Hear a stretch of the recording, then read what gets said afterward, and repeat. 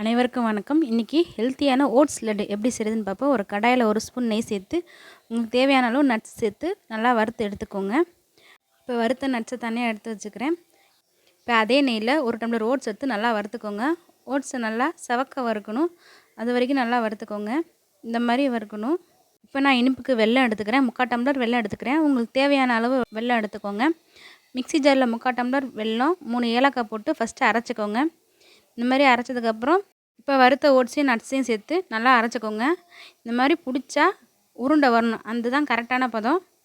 இப்போ நான் 1 ஸ்பூன் நெய் சேர்த்துக்கிறேன். உங்களுக்கு தேவையான சேர்த்துக்கோங்க. இப்போ நம்ம உருண்டையை உருட்டினா நம்மளோட ஓட்ஸ் உருண்டை ரெடி. ஹெல்த்தியான ஓட்ஸ் உருண்டை ரெடி.